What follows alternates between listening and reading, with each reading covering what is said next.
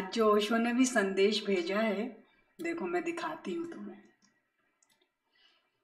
ज्योत से ज्योत जले।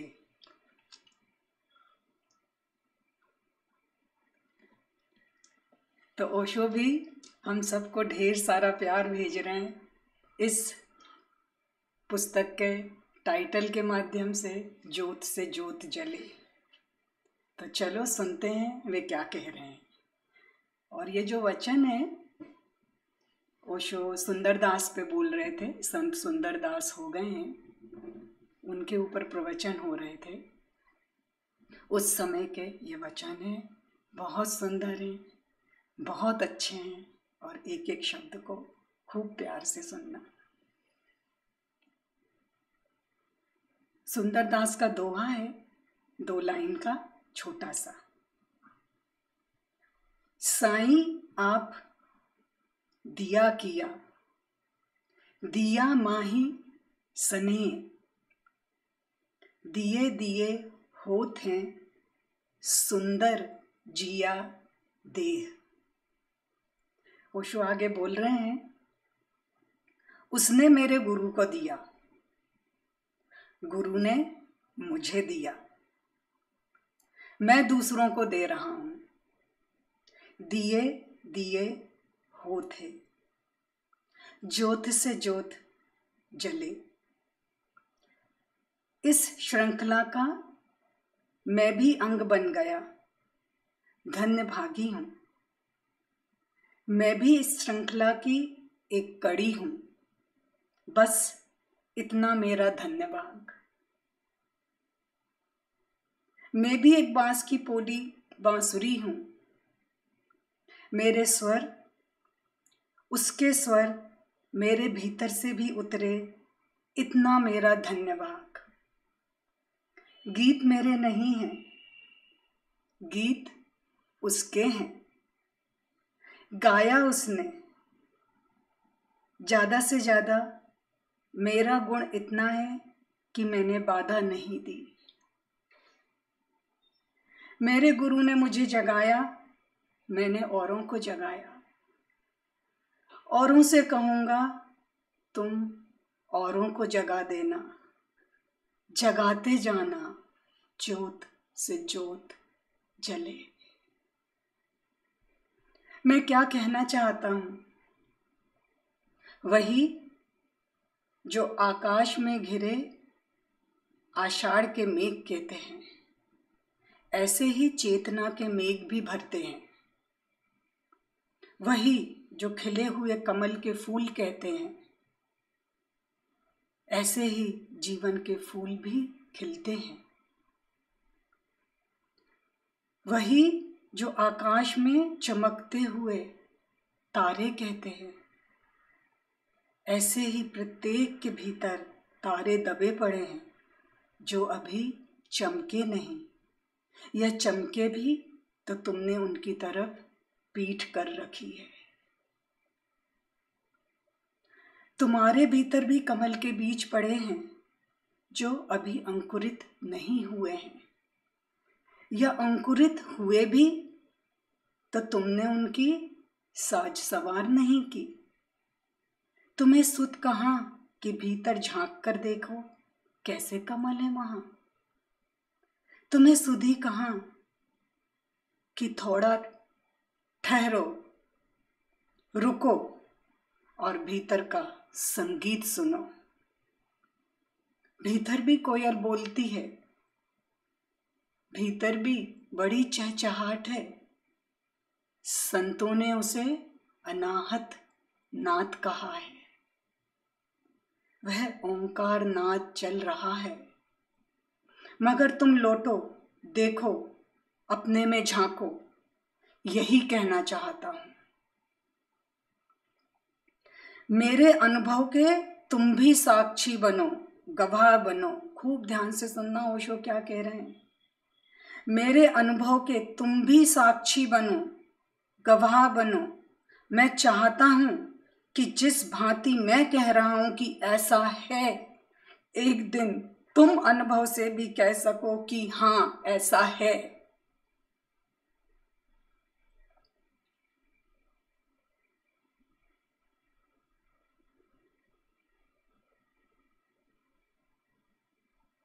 मैं तुम में विश्वास नहीं जगाना चाहता।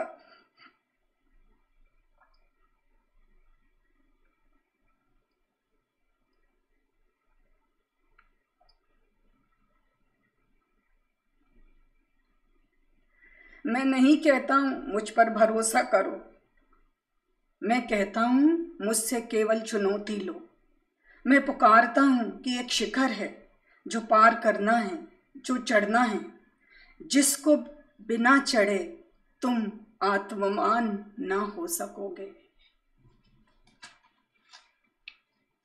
चुनौती लो, एक सागर है जो तरना है, जिसे तरे बिना तुम इसी तट पर रहे तो व्यर्थ ही रह जाओगे, व्यर्थ ही हो जाओगे।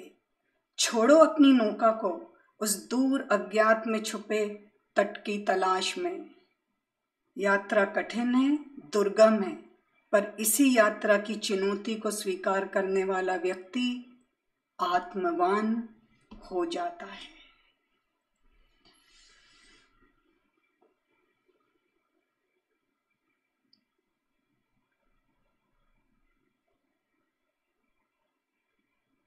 तुम सबसे भी ये कहना चाहूंगी कि इस वचन को ख्याल रखना, जोत से जोत चले।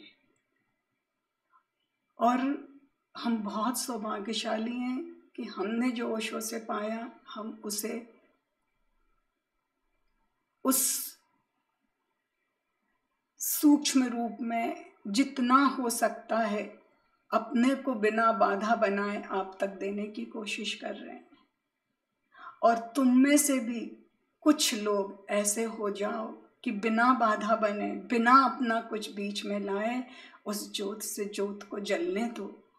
एक बीड़ा उठा लो, एक अंदर से पुकार कर लो कि नहीं, इस कार्य को जो ओशो कह रहे हैं, इतने विश्वास के साथ कह रहे हैं वो, कि मैं चाहता हूं कि ये मेरा अनुभव तुम भी कह सको कि हाँ ऐसा ही है, और सच में वैसा ही है जैसा वे कह रहे हैं।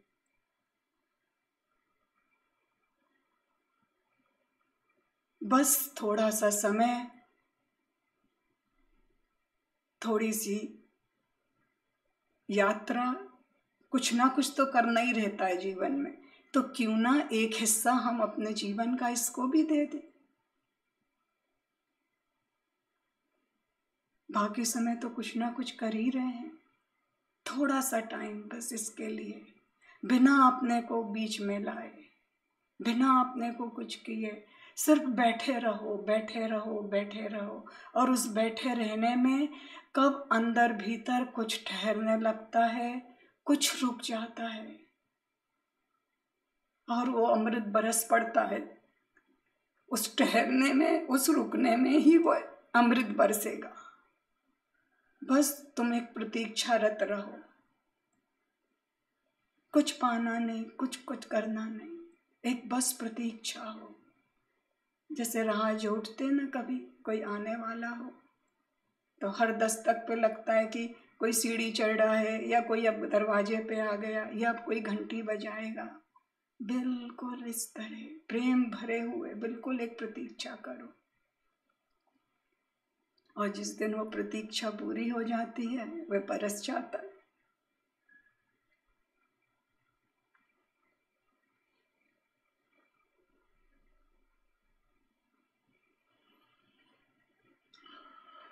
खूब सारा प्यार, फिर मिलते हैं।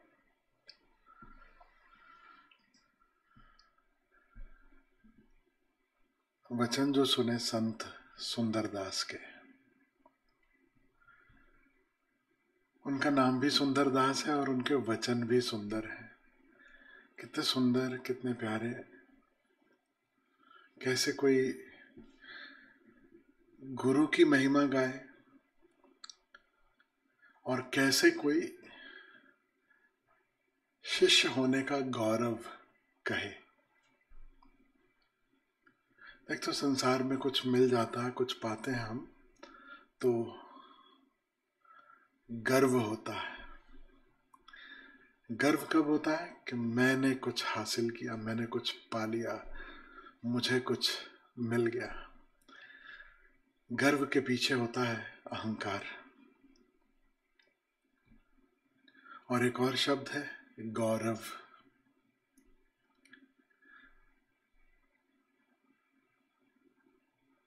गौरव का जन्म होता है अहोभाग्य से, धन्यवाद से। जब ऐसा एहसास होता है कि वाह, इतना सौभाग्य कि वह मुझे मिला।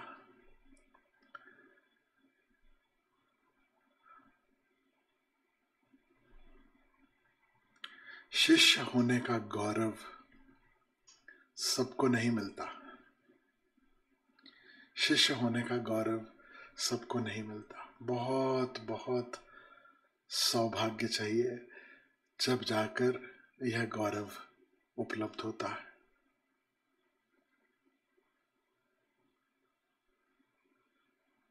और सुंदरदास इतने सुंदर ढंग से कह रहे हैं, साईं दिया, उसको साईं ने दिया, उसको यानी मेरे सदगुरु को साईं ने दिया, और मेरे सदगुरु ने मुझे दिया,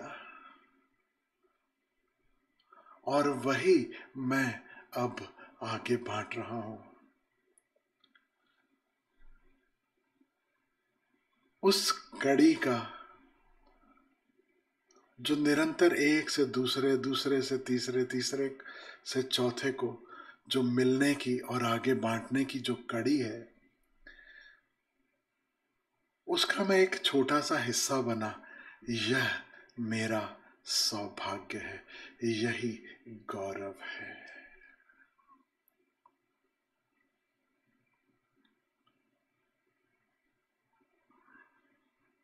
माँ ने जब ये वचन सुनाए तो अंदर तक ऐसा मन ऐसा गदगद हो गया, ऐसा गदगद हो रहा है ओशो का स्मरण करके, आप सबको देख के, कि वाह, ये गौरव हमें भी मिला, यह सौभाग्य हमारा भी हुआ। I think this is really the moment when you can say OMG, oh my God, इतना सौभाग्य, इतना सौभाग्य कहाँ मिलता है, कहाँ मिलता है। जीवन के अनेक अनेक खजाने मिल जाएं, जो सिकंदर को नहीं मिला वो भी मिल जाए, तो भी ऐसा सौभाग्य का एहसास नहीं हो सकता। सबसे बड़ा सौभाग्य जीवन में गुरु मिले। दूसरा, उससे भी बड़ा सौभाग्य हमारे भीतर शिष्यत्व का भाव जगे, क्योंकि गुरु तो बहुत है इस जगत में, सदगुरु तो बहुत है, इतने हीरे अनमोल सब जगह, लेकिन अगर हमारे हृदय में उनके प्रति द्वार न खुले, उनके प्रति शिष्यत्व का भाव न जगे, तो हमारा सौभाग्य अधूरा है। तो बहुत बड़ा सौभाग्य के गुरु मिले, और उससे भी बड़ा सौभाग्य कि हमारे भीतर शिष्यत्व का भाव जगे, और फिर सौभाग्य पर सौभाग्य। आई थिंक इसलिए उसे सौभाग्य कहते हैं, 100 गुना भाग्य, है ना, 100 सौभाग्य। आई डोंट नो हम कहाँ तक जा सकते हैं ऐसा कहते हुए। एक तो भाग्य, फिर सौभाग्य, फिर 100 सौभाग्य, फिर बस 100 100 100 100 100 सौभाग्य। इतने भाग्य, इतने भाग्य, इतना फॉर्चुनेट है हम, इतने भाग्यवान हैं हम।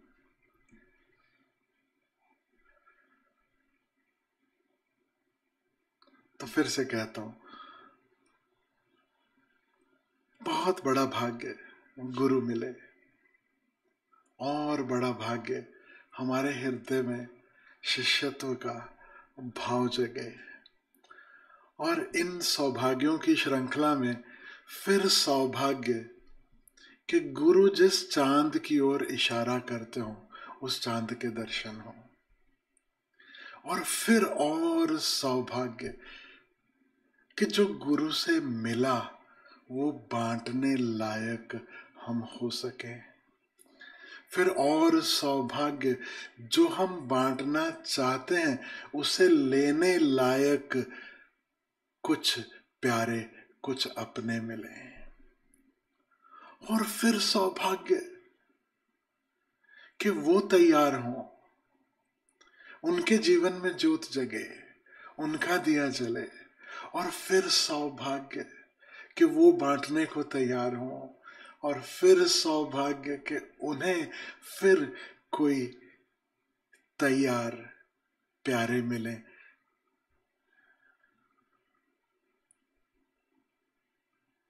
अनंत श्रृंखला मानो युगों युगों से चली आ रही है और उस श्रृंखला का हिस्सा हैं हम। और ये बड़े गौरव की बात है।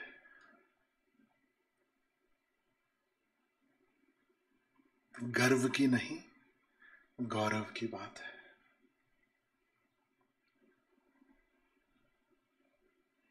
और ओशो जब इन वचनों की व्याख्या करते हैं तो एक ही बात कह रहे हैं कि तुम भी बस तैयार हो बांसुरी बनने को। बांसुरी का अर्थ होता है जो बीच में ना आए,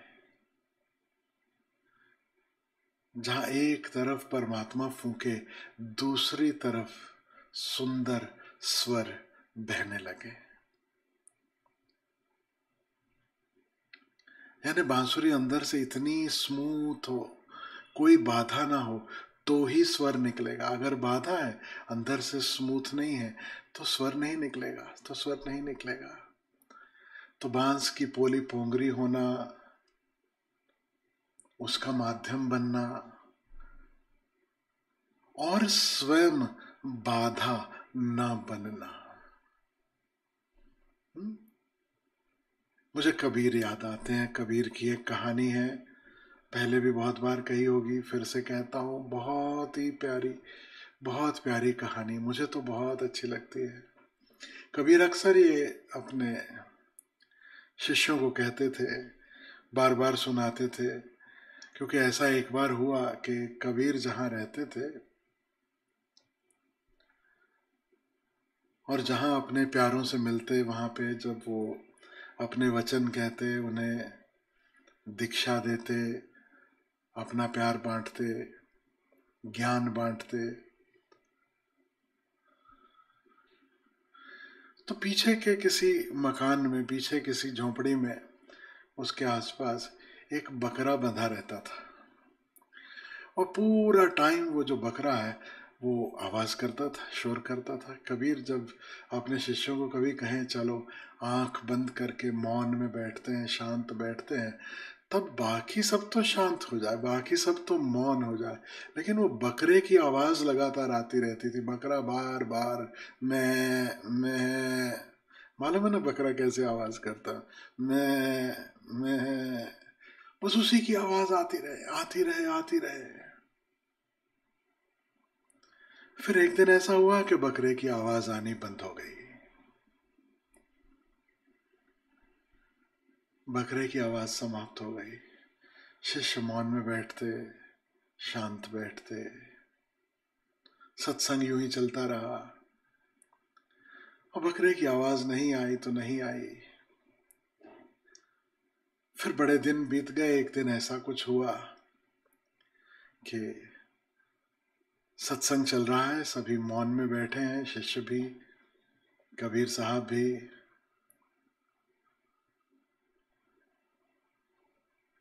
और सुंदर संगीत की आवाज आने लगी।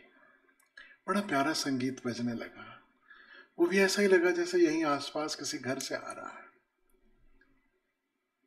तो शिष्यों ने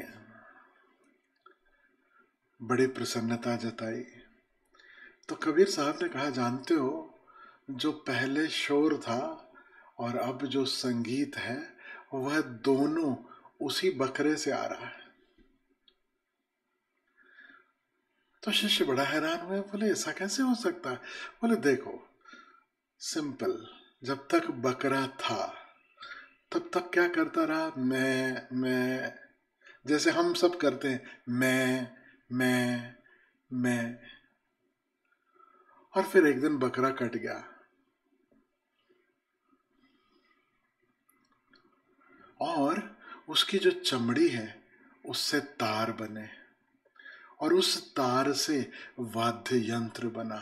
और यहीं पास में कोई म्यूजिशियन है, कोई संगीतज्ञ है जो उस वाद्य यंत्र को बजा रहे हैं और उसी बकरे की चमड़ी से यह संगीत की स्वर लहरी उठ रही है।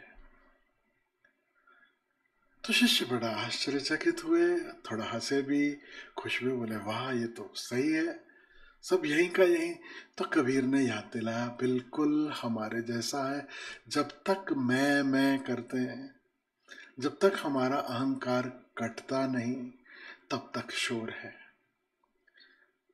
हम कटने को तैयार होते हैं, हम सधने को तैयार होते हैं, तो संगीतज्ञ जब तार कस ले, साध ले और उस पे संगीत छेड़े, तो जैसे वह बकरा मधुर संगीत बजने के लिए माध्यम बन गया, ठीक वैसे ही हम भी उसके संगीत का माध्यम बन जाते हैं। तो मैं बाधा न बनूं, इसे यह मत समझ लेना कि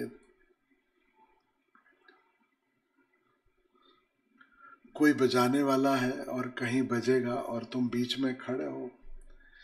ये जो मैं है, ये मैं खो जाए, तुम तो रहोगे लेकिन मैं और मेरा का भाव मिट जाए, तब वह परम संगीत हमारे माध्यम से बहता है, हमारे माध्यम से बहता है। मैं मिटे तो वह प्रकट होता है, मैं मिटे तो हम उसकी बांसुरी बनते हैं। तो इस श्रृंखला का हिस्सा होने के लिए बहुत बड़ा भाग्य चाहिए, बहुत बड़ा सौभाग्य चाहिए। और अभी सब दिवाली सेलिब्रेट किया है आप लोगों ने, मैं आपसे कहूँगा और सेलिब्रेट करना और उत्सव मनाना, इस बात का उत्सव बनाना कि हम युगों युगों से चली आ रही इस श्रृंखला का हिस्सा है और हम तैयारी कर रहे हैं कि कैसे हमारा मैं वाला जो बकरा है वो कब विदा हो और कब हमसे भी परमात्मा का संगीत बहने लगे। तो खूब उत्सव मनाना, खूब आनंद मनाना और खूब सौभाग्यशाली समझना स्वयं को। कोई छोटा भाग्य नहीं है।